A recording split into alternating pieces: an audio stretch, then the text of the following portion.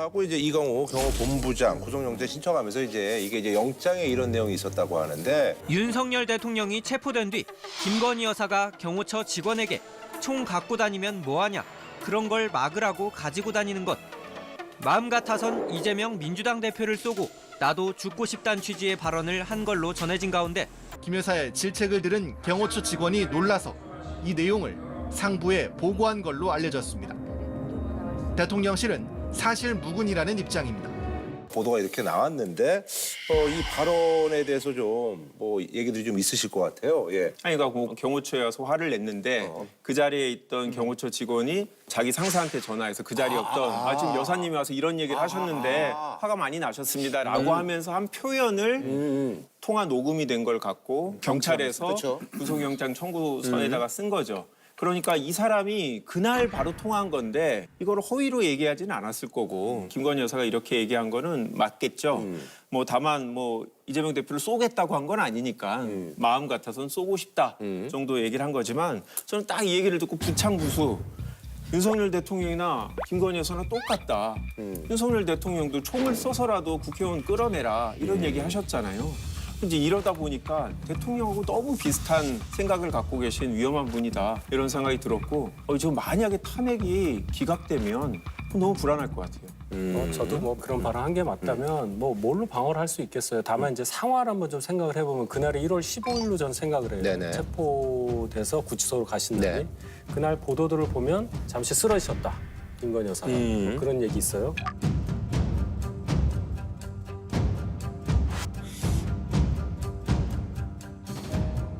그럼 이제 아마 회복을 하신 후에 보니 정말 윤 대통령이 구치소에 가신 거다. 그 상황에서 벌어진 일로 저는 생각을 해요. 정황상. 감정적으로 격해 있을 예, 때. 그럼 이제 여러 가지 얘기를 했겠죠. 경호가 막아줄 줄 알았는데 어떻게 그렇게 아무 조치도 안 하고 그냥 갔냐 하면서 총기 관련한 발언도 나오지 않았을까. 제가 이 발언이 잘 됐다는 얘기는 아니고 네네네. 그런 상황에서 나온 발언이다. 그런 상황만 한번 더 생각해 봤으면 하는 그런 생각이에요. 저는 뭐 우선 확인된 발언에 가깝다고 저도 보지만은 어쨌든 그걸 바로도 얘기했을 테니까. 근데 이런 거야말로 저는 사인 간의 대화에 가까운 것이고 결국에는 가십성 발언인데 김건희 여사에 대해 가지고 사람들이 기대치가 그렇게 높지 않기 때문에 그렇게 큰 문제가 되진 않을 것 같다. 탄핵 심판을 며칠 앞두고 있는 분들에게 사실 이런 거를 논쟁 삼을 정도의 그런 관심도 없을 거라는 생각입니다. 네네. 그 혼자서 뭐 이렇게 절규를 했다거나 근데 그걸 누가 듣고 이런 얘기를 했다. 저는 이거 가십으로 지나갈 수 있다고 봐요. 아하. 그게 아니잖아. 경호처 직원한테 한 말이잖아. 사무실로 와서 하셨대요. 예, 경호처 사무실로 일부러 찾아와서. 이걸 그냥 가십으로 넘길 수 있는 말이에요. 생각을 해보세요. 이전에 다른 영부인들이 경호처 직원한테 사무실로 찾아가서 다른 업무 지시성 발언을 했다고 하더라도 이거는 문제가 되는 말이에요. 근데 부창부수라고 얘기를 하셨는데 공화정과 민주주의에 대한 이해가 없다는 면에서 똑같은 거예요. 경호처 직원들을 자기 사병처럼 생각하는 거잖아요. 당신들이 왕을 지키지 못했다. 그러다 보니까 명태균 특검이니 무슨 뭐 김건희 특검이니 내란 특검이니 자꾸 얘기하는 민주당의 당대표가 미웠겠죠. 그래도 심정적으로 미울 수 있다고 하더라도 삼권 분립과 민주주의와 공화정을 이해했다면 이런 발언을 경호처 직원들한테 가서 할 수는 없는 거예요. 부창부수라는 게 부인은 이런 거를 경호처 직원들한테 가서 얘기하고 남편은 총 들고 국회에 들어오는 거죠. 이런 게 부창부수라는 얘기입니다. 그리고 이제 사실 20일 날 국회 본회의에서 말이죠. 김건희 여사 의혹을 수사할 상설 특검 법안이 통과가 됐는데 앞서 김 여사 일반 특검법은 거부권에 막혀 재표결 끝에 4차례 폐기됐습니다. 일반 특검법은 거부권을 쓰면 폐기되지만 상설 특검안은 폐기되지 않는다며 언제든 수사할 수 있게 준비하겠다는 것이라고 설명했습니다. 이재명 대표가 당선 무효형 선고를 앞두고 있지 않다면 이렇게 무리한 특검 탄핵 노름에 빠질 수는 없었을 것입니다. 이재명 대표만 무섭고 국민 눈은 무섭지 않습니까? 상설 특검 이거 임명이 사실 이제 이루어질지도 사실 이제 많은 분들이 이제 궁금해하거든요. 민주당 분들이 실제로 이 상설 특검이 되기를 원한다고 보지 않아요. 왜냐하면 혐의가 11개잖아요. 조사 범위가 11개인데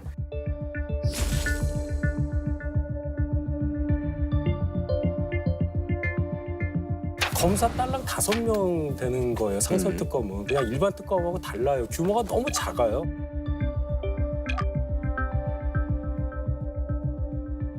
일반 특검하고 이제 차이점이 이제 규모의 차이도 있고. 기간도 짧고. 경차 정도 가지고 지금 어디 가겠다는 겁니다. 그러니까 이거 정치 공세용이라는 거예요, 결론적으로. 실제적으로 이 상설특검이 출범을 해서 하겠다고 할 때는 그럼 어떻게 하려고 그래요? 그러니까 정식 특검을 하자고요. 그러면. 아니 그러니까 이 얘기입니다. 이런 식이에요, 민주당이. 제가 약간 여기서 어려운 질문 하나 해보면 한동훈계 입장에서는 만약에 경선을 통해서 당무 우선권을 확보하게 된다. 그러면 이거를 밀어붙여서 현 국민의힘 주류와 차별화를 시도할 것이냐.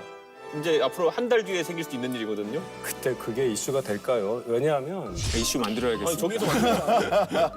그 가정을 자꾸 더해서 그러면 뭐 아무리 대선 후보 됐다고 하셔도 어느 대선인지 모르지만 27년 3월 대선인지 뭐 조기 대선인지 전 모르겠는데 둘 다 되면 되죠 뭐 그런데.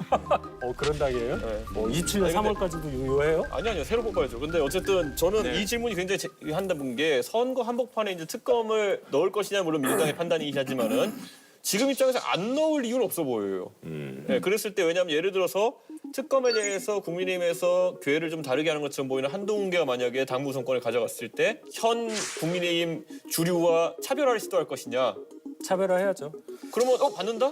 여야 합의로 제대로 된 특검을 가자고 얘기를 해야지 이런 상설 특검 이런 말을 해야지 민주당 지지자들이 여론조사 한동훈 찍는 거예요 지금. 아니, 그러니까 대통령이 진짜 아니 여당도 윤석열 대통령이 탄핵만 되면 좀 분위기 확 바뀔 거라고 생각합니다. 지금 한동훈 대표만 뭐 밖에서 애매한 얘기하고 계시지만 한동훈 대표도 명확하게 이제 얘기하실 거고 다른 분들도 결국 한동훈 대표랑 차별화가 안 되기 위해서 비슷한 얘기를 하시면서 다 똑같이 가실 거다. 이거에 대해서 이제 여당이 조기 대선용 정략 특검이다 이렇게 비판을 했다고 해요.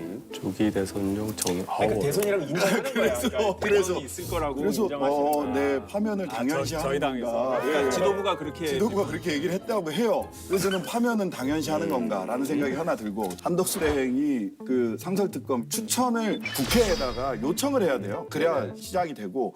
근데 이제 안 할 거다라는 생각이 들어요. 왜 그러냐 하면 이번에 이제 책이 나옵니다.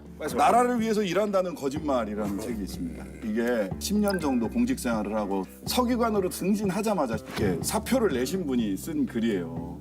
공직 사회는 자신이 맡은 공적인 일에는 냉소적이고 무관심하지만 사적인 이익, 즉 승진, 유학, 주요 보직 등 생존을 위한 정열은 뜨겁게 타오르는 곳이다. 공적으로 냉정하고 사적으로 뜨거운 곳이다. 여기에 정점에 오르신 분이 최상목, 한덕수 이런 분들이에요. 아 이건 서기관이고. 네. 아니 그런 사회에서 정점에 오른 분들이야 난 평가까지 다 있어요. 아니 근데 정작 네. 이분은 퇴사하신 분이고 최상목은 끝까지 간 사람이잖아요. 아니 그렇게 하기 싫어서 퇴사한 사람이고 이건 좀 논리가. 퇴사한 사람이고 그런 사회에 살기 싫기 때문에 아니 책 보고 얘기해. 아니 자꾸 이렇게 책 갖고 오니까 저 와이프가 책 냈는데 책 하나 갖고 와 홍보를 해야겠네. 아니 그래서 최상목 사익을 드러내고 정말. 예. 그래서 공동체에 대한 책임감이나 헌법을 위반하냐 법률을 위반하냐보다는 본인들이 그 자리에서 얼마나 자리에 있을 수 있느냐를 더 우선 생각하는 분 아닌가 싶은 생각이 들어요. 여당이 동의하지 않은 것들은 무조건 네네. 본인이 이제 거부하겠다 뭐 이런 얘기잖아요. 법률안 거부권 행사도 그렇고 특검도 마찬가지로 여당이 동의하지 않았기 때문에 당연히 임명하지 않을 걸로 보고 있는데요. 그러니까 저희가 대선이라고 이걸 추진한 게 아니거든요. 2022년부터 계속 추진해 왔고요. 기록을 찾아보시면 아시겠지만 그다음에 그때부터 지금까지 여론이 바뀌지 않는 게 있는 게 뭐냐면 김건희 여사에 대한 비호감도와 김건희 여사에 대한 특검이 필요하다는데 압도적인 국민의 지지. 대통령하고 또 달라요. 네네네. 어차피 대통령 탄핵이 되시면 누군가는 할 겁니다. 그렇다고 하면 정치권에서 과도한 수사가 일어나지 않도록 적절한 범위를 정해서 신속하게 처리하는 게 대통령과 그 가족한테도 도움이 되지 않나라고 생각합니다. 저 이분들이 또 김성훈 경호처 차장 그리고 이광호 경호본부장이 또 이번에 구속영장이 이제 기각이 됐습니다. 재판부 현명한 판단에 감사드리고 향후 어떤 사법 절차도 충실히 따르겠습니다. 서울 서부지방법원은 범죄 혐의에 다퉈볼 여지가 있다면서 두 사람의 구속영장을 기각했습니다. 증거인멸과 도주 우려가 없다고도 판단했습니다. 이번 판정 뭐 어떻게 보시는지? 좀 납득하기 어렵죠. 법원이 구체적으로 사유를 설명하지 않아서 뭐 추측만 해보고 있는데요. 경호처장의 지시에 따랐을 뿐이다. 이렇게 방어를 하고 있다고 해요. 근데 그게 사실인지도 일단 의문이 되고 두 번째는 그렇다 치더라도 넘버원이 불법적인 지시를 했으면 넘버2, 넘버3가 위법하다고 하면서 항의를 하고 그렇게 해서는 안 된다고 막았어야지. 그거를 따라놓고선 나는 그냥 위에서 시키는 대로 따랐으니까 무죄다.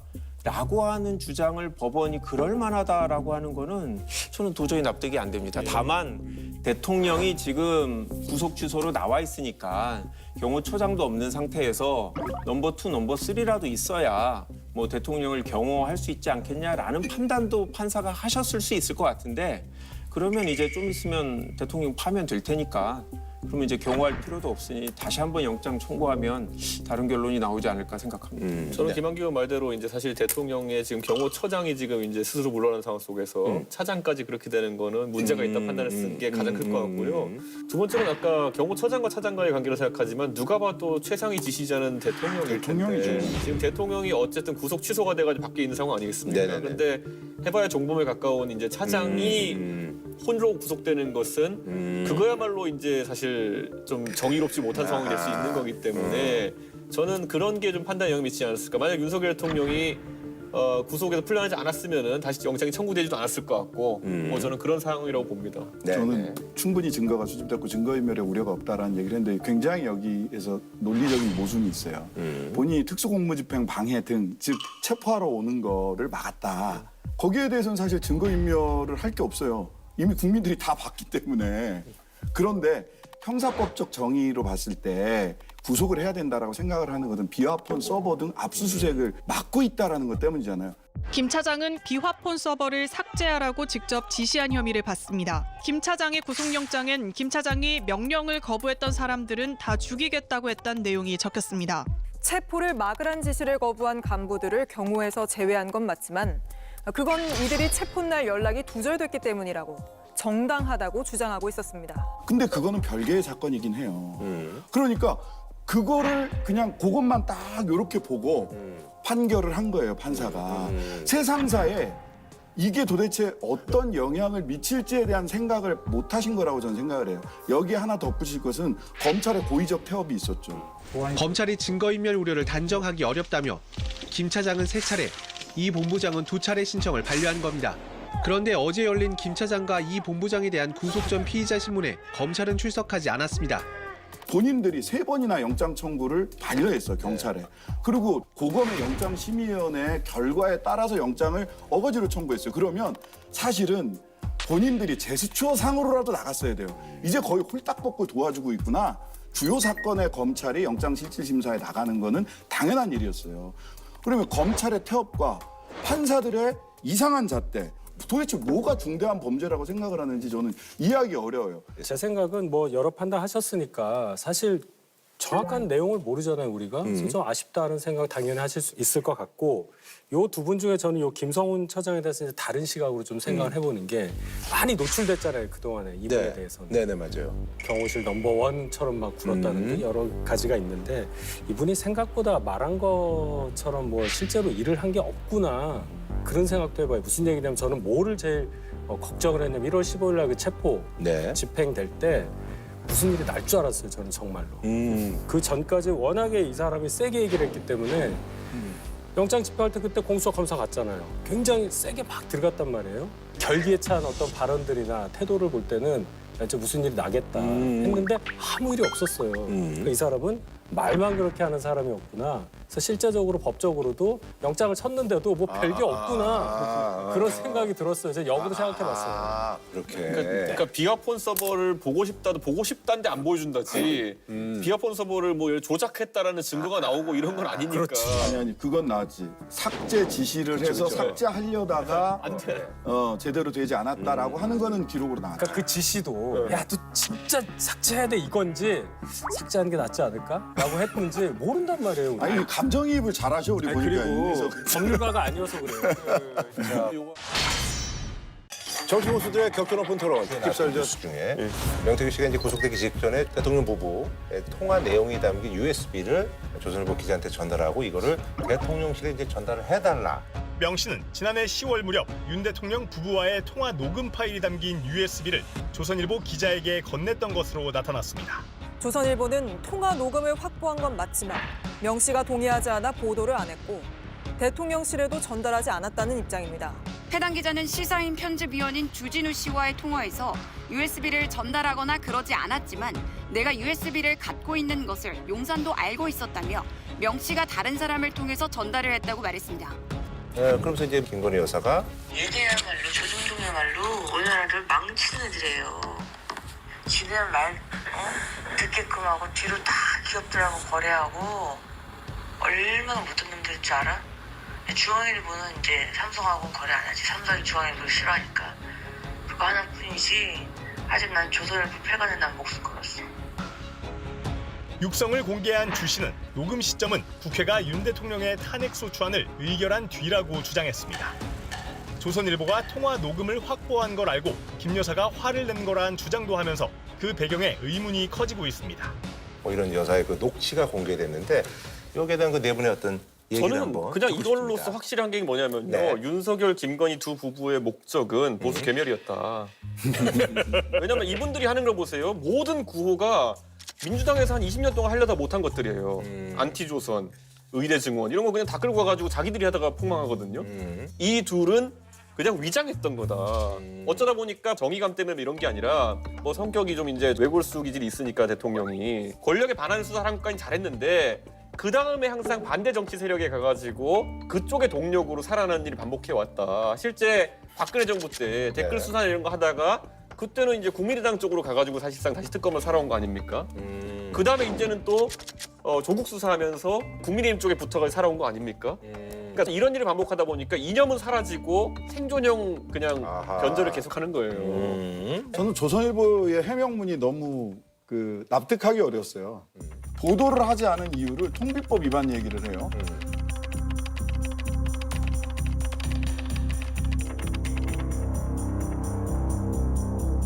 당사자들 간의 대화를 녹음하는 것은 통비법 위반의 대상이 아니에요. 두 분이 대화하는 거를 제3자인 내가 녹음을 했다. 그러면 통비법 위반이지만 부승찬 신장식 얘기하는데 신장식이 녹음을 했다. 통비법 위반 아니고요. 그래서 조선일보가 통비법 위반 소지가 있어서 보도하지 않았다라고 하는 것은 굉장히 법리적으로 납득하기 어려운 사실이에요.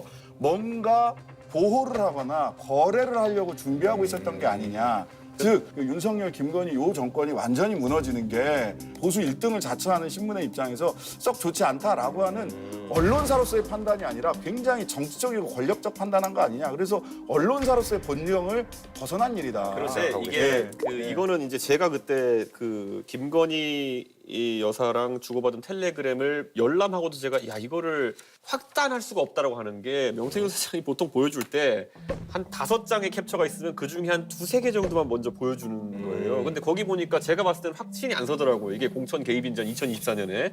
그런데 나중에 JTBC가 공개한 걸 보면은 주고 싶지만 나는 주고 싶지만 어쩔 수 없다 이런 거잖아요. 그러니까 이 전체를 알기 전까지는 약간 확신하기 어려운 부분이 있는 거고 조선일보 폐간 같은 경우에도 사실 어떤 이유인지가 앞뒤에 붙어야 되는 거잖아요. 그래야 이게 보도 가능성부터 아니면 판단이 되는 건데 사실 USB로 줬다. 이게 포렌식으로 나오면 통으로 나오겠죠. 근데 USB라는 건 애초에 편집의 가능성이 있는 것도 우리가 고려를 해봐야 되는 겁니다. 유리한 부분만 발췌해야 한다든지 이런 부분이 있을 수 있는 거기 때문에 저는 그 리스크가 크다 봅니다. 우리 아이고. 우리 조 의원님. 전 그건 뭐 그렇게 크게 중요하다고 생각하지 않는데 만약에 김건희 여사가 나는 JTBC 폐간이 내 목표야. 목숨 걸었어. 그럼 뭐 진보 진영을 공격하기 위한 그겁니까? 그리고 행동을 한 게 드러나지 않았잖아요. 만약에 그걸 갖고 조선일보를 뭐 폐간시키려고 노력을 했다. 행동을 한 정황이 있다.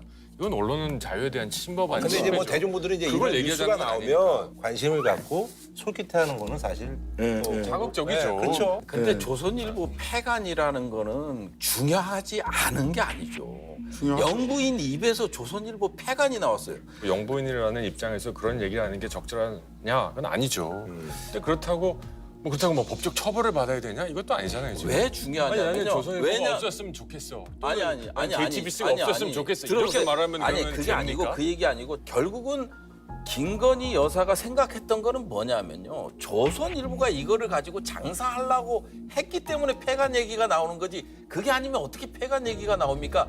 이거 결국은 명태균이가 한 얘기가 나를 건들면 이 권력은 끝난다. 이런 얘기를 계속했었고 명태균이 얘기로는 여의도에도 몇 군데 줬고 그다음 조선일보에도 줬는데 나는 무조건 살아야겠다. 그러다 보니까 이게 조선일보가 보도를 준비하고 있구나 생각을 한 거죠. 그렇기 때문에 김건희가 이제 폐간 얘기를 그것도 짐작이잖아요. 그래도 짐작이지. 윤석열 본인도 짐작을 얘기하고 있어요. 근데 짐작 얘기하는 게 아니에요. 하나도 아니고 말은 하고 행동을 했다는 사실이 없다는 거죠. 저 정확하게 사실만 얘기하고 무슨 뭐 중요하지 않다가 어떻게 사실이에요? 네네네. 또 저희가 또 할 얘기들이 많으니까. 자, 그리고 우리 이제 조국 신당이 이제 창단 1주년인데. 네네. 조국 전 대표 소식 뭐 한 2주간 좀 뜸했는데. 아, 그래요? 그거 말씀하시죠. 아니 난 조국 대표님 말씀 궁금해요. 네, 뭐 조 대표님은 지금 서울 남부교도소로 네네네. 이감이 됐고요. 예. 뭐 남부교도소가 서울구치소보다 좀 폭이 좁답니다. 근데 봄이 오고 있으니까 네. 아무래도 생활하기는 더 나아졌다. 뭐 이런 얘기를 하시고 편지를 보내오셨어요. 복사본이군요. 예. 아직 추위가 물러가지 않고 있습니다. 그러나 창을 통해 들어오는 햇볕의 기운은 봄이 멀지 않았음을 알려줍니다. 대한민국의 봄도 오고 있습니다. 이성구 시인의 봄을 읽습니다. 라고 해서 이성구 시인의 봄이라고 하는 시까지 이렇게 보내주셨는데 아마 이 이야기를 하시고 싶은 것 같아요. 마침내 올 것이 온다. 너 먼 데서 이기고 돌아온 사람아. 아마도 곧 헌법재판소에서 네네. 피청구인 대통령 윤석열을 파면한다. 라고 하는 주문을 곧 읽게 되지 않을까 싶습니다. 근데 편지도 이제 여러 사람이 쓰는데 김용현 전 국방부 장관도 편지를 썼어요. 아, 그래요? 예. 뭐라고 썼느냐? 불법 탄핵 재판을 주도한 문형배, 이미선, 정계선을 즉각 처단하자.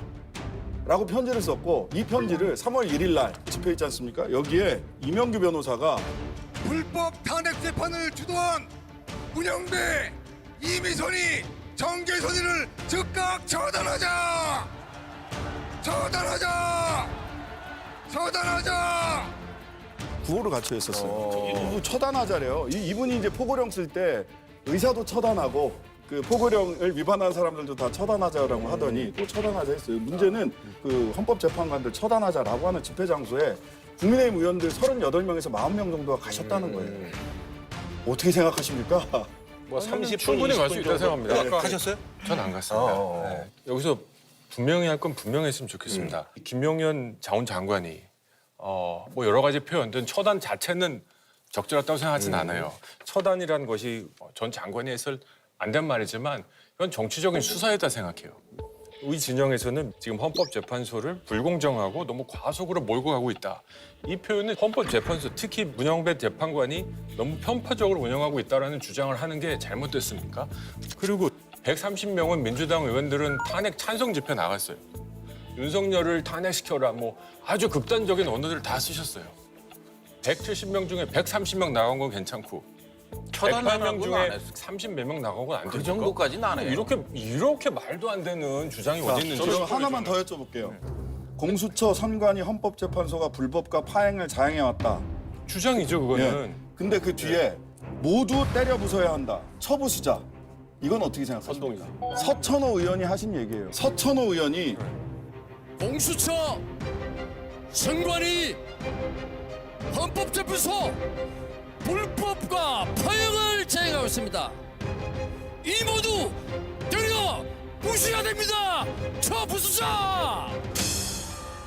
모두 때려 부숴야 된다. 처부수자. 공수처, 선관위, 헌법재판소, 헌법기관들이에요. 법률에 의해서 만들어진 기관들이고 저는 이렇게 헌법기관이나 법률에 의해서 만들어진 기관을 때려 부수자, 처부수자, 처단하자 이렇게 이야기하는 보수를 저는 본 적이 없어요. 정말로. 자, 의원님, 맞죠? 지난 주말에 있었던 광장과 여의도는 어떻게 보면 광장의 언어를 쓴 겁니다. 민주당 의원님들, 조국혁신당 의원님들 광장에 나가서 국회 언어를 쓰십니까?